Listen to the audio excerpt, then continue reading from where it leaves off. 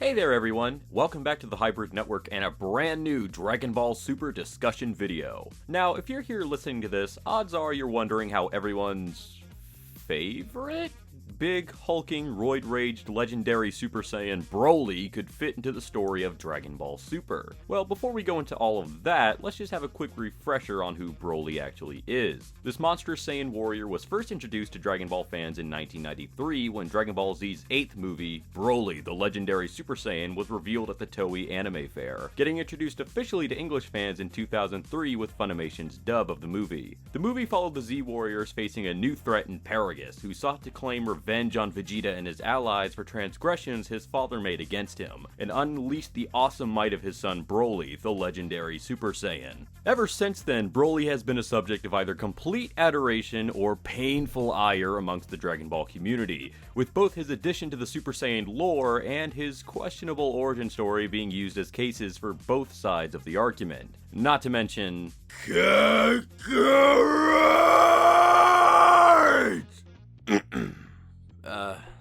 sorry about that, I just couldn't resist.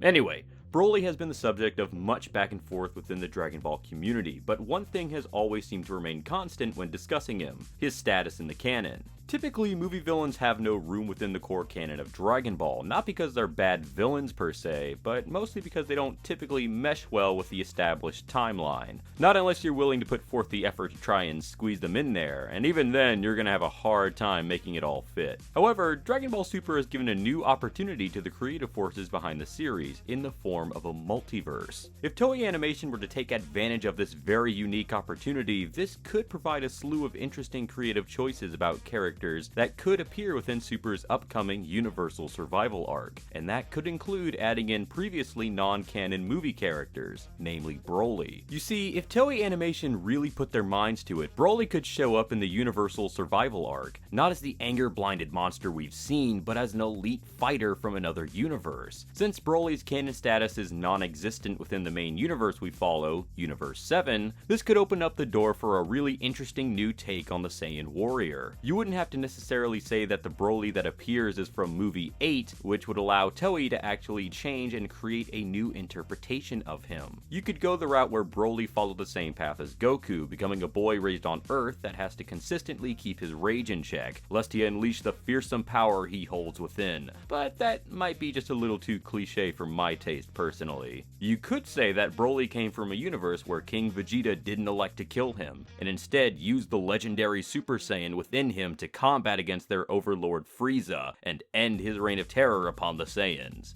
Or whoever enslaves them, different universes and all that. You could even say that an alternate universe Broly had managed to conquer the rage within himself and become a purveyor of peace and tranquility within the universe, only for the appearance of Goku to unleash the fire within him and awaken that dormant power that he so desperately tried to hide. The possibilities are literally endless here to reinvent the character for Dragon Ball fans the world over, and it wouldn't even have to end with Broly, as this could extend to a multitude of other movie characters. But would Toei actually do this?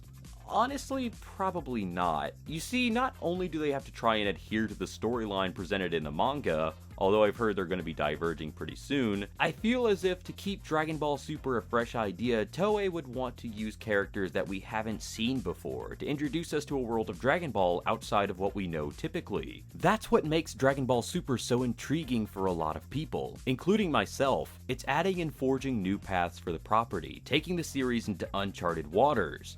Well, characters and story-wise anyway. The fights play out pretty much the same. Utilizing existing characters, movie characters at that, would diminish it just a little bit, even if it were for a reinvention of sorts. It would just seem redundant on one hand and counterintuitive on the other, because it would leave us wondering what other movie villain could be coming back, or what other filler character could make a return. It would distract from all the new innovations that the series is trying to strive for, at least in my opinion. So, while seeing an alternate universe Broly would be cool, it just doesn't seem wholeheartedly necessary or even productive to Super's narration.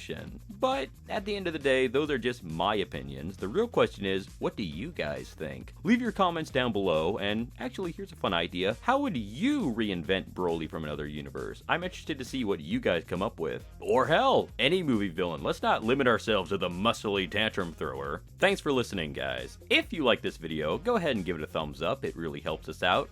And if you want to see more content like this, go ahead and subscribe to the Hybrid Network to get all of our original content as they come out. Thanks again, guys, and we'll see you next time on the next Dragon Ball Super discussion.